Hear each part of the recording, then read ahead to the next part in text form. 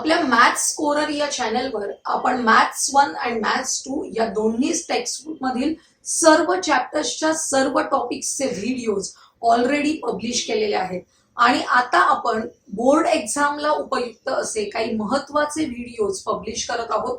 त्याच्यामध्ये मॅथ्स 2 चे 1 और 2 मार्क क्वेश्चन्स आज आपल्याला पाहायचे। आपण फर्स्ट क्वेश्चन बघूया।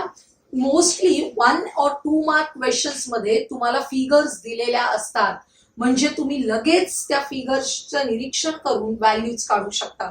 बघा फिगर दिलेली आहे, सांगितले line XY is parallel to BC, AX is equal to 2, XB is equal to 4, AY is equal to 3, YC is equal to A. Find the value of A. लगेच आपल्या लक्षात येतं ज्यावेळी दिलेलं असेल line XY is parallel to BC आणि अशा प्रकारे व्हॅल्यूज दिलेल्या आहेत आपल्याला, तर या ट्रायंगल मध्ये आपल्याला BPT म्हणजेच बेसिक प्रपोर्शनॅलिटी थिअरम यूज करायचंय। त्याप्रमाणे लिहायचं, in triangle ASB line XY is parallel to side BC by using basic proportionality theorem आपल्याला AX upon XB रेशो कसे लिहायचे बघा, AX upon XB is equal to AY upon YC आणि value substitute करायचे, cross multiplication करायचे। 2 into A is equal to 4 into 3, हा जो 2 आहे तो ऑपोजिट साइडला जाऊन डिवाइडेड बाय होईल आणि रिड्यूस फॉर्म मध्ये आपल्याला आन्सर येणार आहे 6, A इज इक्वल टू 6 असं आपला आन्सर असणार आहे। जर हा 2 मार्कांसाठी प्रश्न असेल तर तुम्हाला या रिझनला अर्धा मार्क असेल, या स्टेटमेंटला अर्धा मार्क असेल आणि या कॅल्क्युलेशनला 1 मार्क असेल। आणि जर एकच मार्काचा प्रश्न असेल तर तुम्हाला हे स्टेटमेंट आणि हे आन्सर यांना हाफ हाफ मार्क्स दिलेले असतात। तुम्ही सोडवत जायचे, एक्झामिनर पाहतील आपल्याला कोणत्या स्टेप्सना किती मार्क द्यायचे। सेकंड क्वेश्चन बघा, triangle PQR is similar to triangle LMN, right its corresponding sides in proportion. जेव्हा 2 ट्रायंगल सिमिलर असतात तेव्हा त्यांच्या करस्पॉन्डिंग साइड्स प्रपोर्शन मध्ये असतात आणि ह्या करस्पॉन्डिंग साइड्स कशा लिहायच्या आहेत बघा। आपण इथे जर PQ घेतली तर त्याची करस्पॉन्डिंग साइड होणार आहे LM, रेशो लिहायचे PQ upon LM is equal to, दुसरी जोडी आपल्याला बघायची, इथे QR second and third vertex घेतलेला आहे, QR त्याची करस्पॉन्डिंग साइड होणार आहे MN। याप्रमाणे आपल्याला सेकंड रेशो मिळाला QR अपॉन MN आणि थर्ड रेशो लिहिण्यासाठी काय करायचंय बघा, हा P आणि R घेतला तर या बाजूचा आपल्याला L and N घ्यायचा आहे, म्हणजे थर्ड रेशो मिळणार आहे PR अपॉन LN। अशा प्रकारे 2 ट्रायंगल सिमिलर असतील तर त्याच्या करस्पॉन्डिंग साइड्स आपल्याला लिहायच्या आहेत। नेक्स्ट क्वेश्चन बघा, तुम्हाला फिगर दिलेली आहे, सांगितलंय observe the figure and state whether triangle ABC is similar to triangle PQR, if so by which test. आता हे 2 ट्रायंगल सिमिलर आहेत का हे बघायचं असेल तर आपल्याला सगळ्या सिमिलॅरिटीच्या टेस्ट लक्षात घ्याव्या लागतील आणि ट्रायंगल सिमिलर असण्यासाठी या ज्या साइड्स दिलेल्या आहेत त्यातील करस्पॉन्डिंग साइड्सचा रेशो इक्वल आहे का बघायचंय आपल्याला। बघूया आपण, AB ची करस्पॉन्डिंग साइड आहे PQ, AB upon PQ ratio काढायचे 6 upon 3 is equal to 2 upon 1। त्याचप्रमाणे या दुसऱ्या करस्पॉन्डिंग साइड्सचा रेशो काढायचे BC upon QR, 8 upon 4 is equal to 2 upon 1। लक्षात आलं आपल्या की हे दोन्ही रेशोज इक्वल आहेत, म्हणजेच AB upon PQ is equal to BC upon QR। आता आपण हे 2 ट्रायंगल सिमिलर आहेत का बघायचे। In triangle ABC and PQR आपल्याला करस्पॉन्डिंग साइड्सचे या 2 साइड्स करस्पॉन्डिंग साइड्स आहेत त्यांचे रेशो इक्वल आहेत हे कळलेलं आहे। फ्रॉम 1 आपण या स्टेटमेंटला 1 दिलेला आहे आणि हा जो अँगल आहे which is in between these 2 sides तो आपल्याला दिलेला आहे दोन्हीकडे 45-45, therefore angle B is congruent to angle Q। याचाच अर्थ these 2 triangles are similar by SAS test, त्यामुळे सिमिलॅरिटीची टेस्ट येणार आहे SAS। 2 मार्काचा प्रश्न असेल तुम्ही या सर्व स्टेप्स करा, आणि जर 1च मार्काचा प्रश्न असेल तर तुम्ही डायरेक्ट लिहू शकता triangle ABC and triangle PQR are similar by SAS test. पण मी 2 मार्काच्या अँगलने पण तुम्हाला सगळ्या स्टेप्स लिहून दाखवते.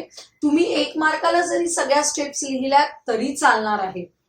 Next question, if triangle ABC is similar to triangle PQR and AB is to PQ is equal to 5:7, then find the ratio of their areas. आपल्याला त्यांच्या एरियाचा रेशो काढायचा आहे.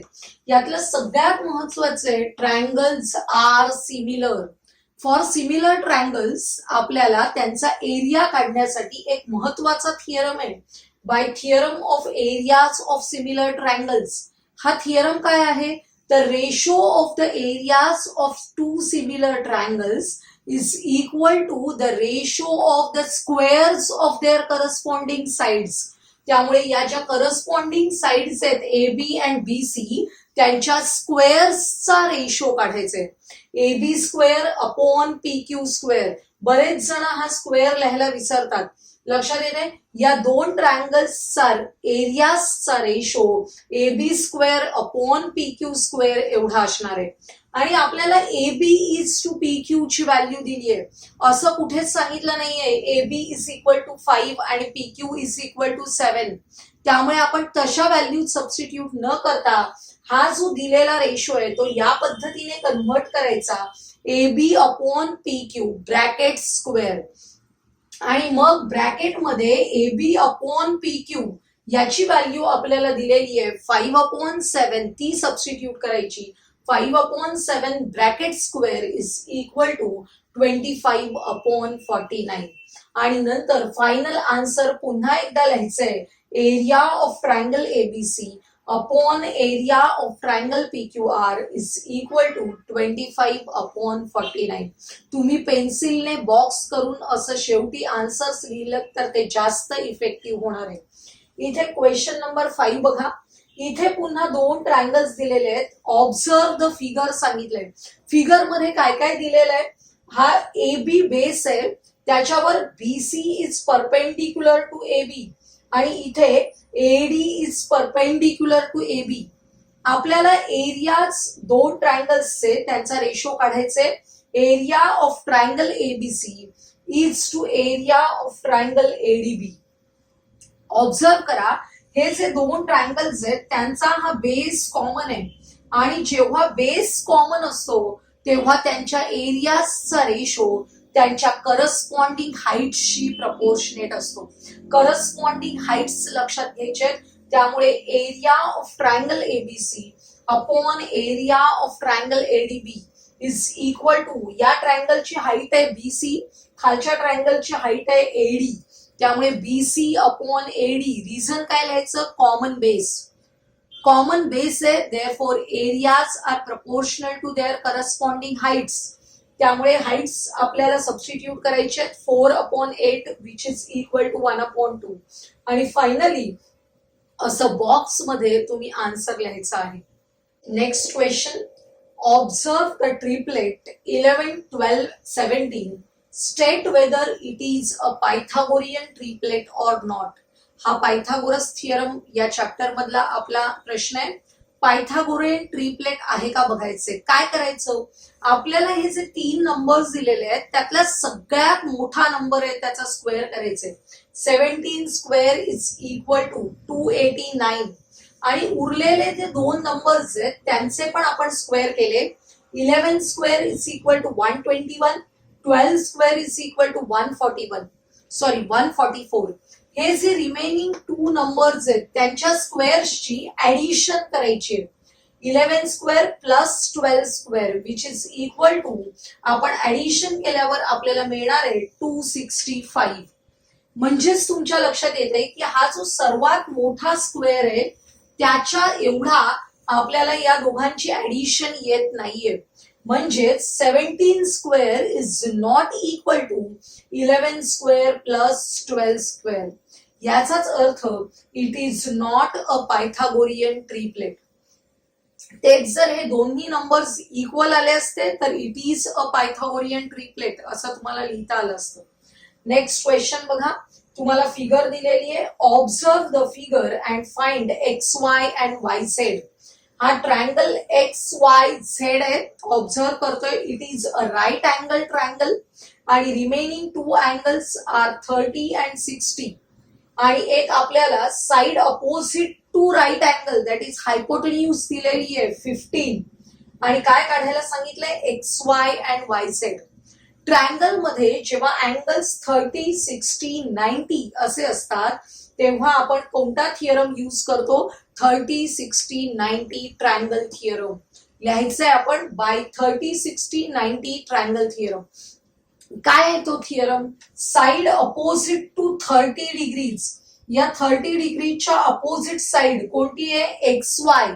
X Y is equal to half of the hypotenuse, म्हणजे half into hypotenuse आहे X Z. X Z ची value दिलेली आहे 15, ती सबस्टिट्यूट केली. 15 डिव्हायडेड बाय 2 केले 7.5 असा आन्सर येणार आहे. त्याचप्रमाणे आपल्याला वाय झेड काढायला सांगितलंय. वाय झेड इथे आहे बघा, साइड अपोजिट टू 60 डिग्रीज. आपल्या या थिअरम प्रमाणे side opposite to 60 degrees is equal to √3/2 times hypotenuse आणि हायपोटेन्यूज आहे एक्स झेड. त्यामुळे √3/2 into X Z. X Z ची व्हॅल्यू सबस्टिट्यूट केली 15 आणि आपल्याला 15/2 ची व्हॅल्यू माहिती आहे 7.5 इंटू √3 अशी आपल्याला वाय झेड ची व्हॅल्यू मिळणार आहे. आणि हे जे आन्सर्स आहेत ते पुन्हा आपण बॉक्स मध्ये लिहायचे आपल्याला जे विचारलेले आहेत. Next question, in triangle ABC angle B is equal to 90 degrees. Angle BAC is equal to 45. Angle BCA is equal to 45 आणि आपल्याला 2√2 असं AC ची लेंथ दिलेली आहे. AC is equal to 2√2. Find the value of AB. तुम्हाला या triangle कडे पाहिल्यावर लक्षात येते 45, 45, 90 टाइपचा हा ट्रायंगल आहे. म्हणजेच हा आयसोसेलस राईट अँगल ट्रायंगल आहे. याच्यामध्ये आपल्याला लेंथ ऑफ AB काढायची आहे.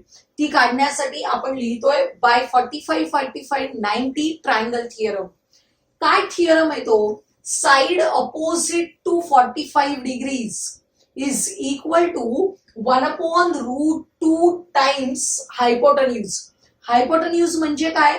साइड अपोजिट टू 90 डिग्रीज, हे लक्षात घ्या. त्यामुळे AB ची लेंथ काढायची आहे which is equal to 1/√2 times AC आणि AC ची व्हॅल्यू आपल्याला दिलेली आहे 2√2. सबस्टिट्यूट करायची. हे √2 कॅन्सल होतील. आपल्याला AB इज इक्वल टू 2 मिळणार आहे. त्यामुळे बॉक्स मध्ये आपला आन्सर लिहायचंय AB is equal to 2. Next question बघा, आपल्याला फिगर दिलेली आहे. Observe the figure and find BD. तुम्हाला पेपरमध्ये डिस्क्रिप्शन दिलेलं असतं. काय काय दिलेलं असतं बघा. In triangle ABC angle B is equal to 90 degrees. BD is perpendicular to AC. BD is perpendicular to AC म्हणजेच काय आहे तर हा जो राईट अँगल ट्रायंगल आहे त्याच्या हायपोटन्यूज वर आपण परपेंडिक्युलर ड्रॉ केलेला आहे आणि अशा वेळी आपल्याला या BD ची लेंथ काढायची. अशी फिगर बघितली की तुमच्या लक्षात यायला पाहिजे आपल्याला याच्यामध्ये जॉमेट्रिक मीन थिअरम वापरता येतो. जॉमेट्रिक मीन थिअरम काय सांगतोय? बाय जॉमेट्रिक मीन थिअरम हा जो अल्टिट्यूड आहे या अल्टिट्यूडचा स्क्वेअर म्हणजेच BD square is equal to AD into DC. आकृतीकडे लक्ष द्यायचंय. हा जो अल्टिट्यूड आहे याचा स्क्वेअर करायचंय इज इक्वल टू हे दोन पार्ट्स झालेले आहेत त्यांचा प्रॉडक्ट म्हणजेच BD square is equal to AD into DC. आपल्याला AD आणि DC च्या व्हॅल्यूज दिलेल्या आहेत. 4 इंटू 9 असे घेतल्यावर 36 प्रॉडक्ट येणार आहे. Taking square root of both the sides BD is equal to 6. BD या अल्टिट्यूडची व्हॅल्यू मिळणार आहे 6. तुम्हाला कधी कधी BD दिलेला असतो आणि DC काढायचा असतो. किंवा बीडी दिलेला आहे, डीसी दिलेला आहे, एडी काढायचंय. या तिघांपैकी कोणत्याचीही व्हॅल्यू आपल्याला काढता येऊ शकते. थिअरम वापरायचंय, geometric mean theorem. Next question, find the length of a diagonal of a rectangle having sides 11 centimetre and 60 centimetre. आपल्याला रेक्टँगल म्हटलं की लक्षात येतं all the 4 angles are right angles, आणि आपल्याला अशा रेक्टँगलचे लेंथ ऑफ द डायगोनल काढायचे. साइड्स दिलेल्या आहेत 11 सेंटीमीटर अँड 60 सेंटीमीटर. याच्यामध्ये हा जो ट्रायंगल एबीसी आहे which is a right angle triangle, आपण या ट्रायंगल मध्ये पायथागोरस थिअरम यूज करणार आहोत. काय असणार आहे Pythagoras theorem? AC square is equal to AB square plus BC square. Value substitute करायचे. AB ची व्हॅल्यू आहे 11, BC ची व्हॅल्यू आहे 60. त्यामुळे 11 स्क्वेअर येणार आहे 121 प्लस 60 स्क्वेअर येणार आहे 3600. काय करायचं, एक 0 असेल तर आपल्याला 2 0 द्यायचे आणि ह्या 6चा स्क्वेअर आहे 36. आता या दोघांची ऍडिशन केली की 3721 अशी ऍडिशन येते. आणि taking square root of both the sides AC is equal to, हा जो आहे तो 61चा स्क्वेअर आहे. असे काही नंबर्स तुम्हाला लक्षात ठेवायचे म्हणजे आपल्याला परीक्षेच्या वेळी वेळ जात नाही. आता इथे the length of a diagonal is equal to 61 centimetre. तसाच एक प्रश्न आहे, काय दिलाय, find the side of a square whose diagonal is 16√2. Square म्हटलं की काय होणार आहे, असा quadrilateral all the 4 angles are right angles and all the 4 sides are also equal.